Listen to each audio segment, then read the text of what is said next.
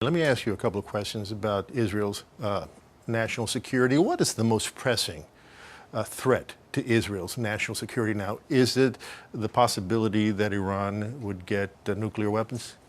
Well, there are many threats, unfortunately, that we face with over the last 6, 7 decades. In fact, when you look at the history of the Zionist movement from its very inception, it is always the story of how we cope with threats of all sorts. Some of them are internal and domestic, some of them are physical, some of them are intangible, some of them are external.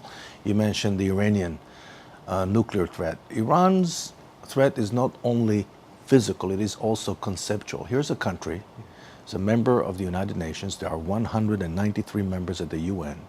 There's only one country that is openly calling for the destruction of another country. Iran is openly calling for the destruction of the State of Israel. There's only one country, a member of the United Nations, that is openly denying the Holocaust. In fact, several years ago, they had a conference that was devoted solely to the issue of Holocaust denial. It's the only country in the entire world that is actively pursuing terrorism, that is actively exporting the so-called Islamic Revolution, instigating instability throughout the region. So Iran is posing not only a physical threat, but also a conceptual threat, not only to Israel, but to the entire international community. And if your government determines that Iran is on the verge of acquiring nuclear capability, will you attack Iran's nuclear facilities even without the support of the United States? Well, our position hasn't really changed, and there's no daylight between the Israeli position and the American position when it comes to our analysis of the data at hand. Our position says the following: what we need to do as an international community, because remember, this is not just Israel's problem. Iran poses a threat to the entire international community.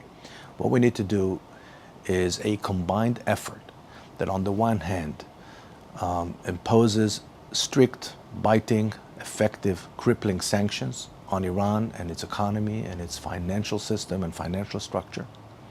And at the same time, we have to make sure that we present to the Iranians a credible military option.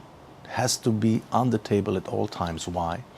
Because the only time in history, in recent history, when the Iranians voluntarily put a freeze on their own nuclear ambitions was when they were convinced that they were next in line following the demise of Saddam Hussein of Iraq. So the presence of a credible military option on the table is essential, because unless the Iranians are not convinced that the West is willing and able to use military force to stop their program, they will not stop it themselves.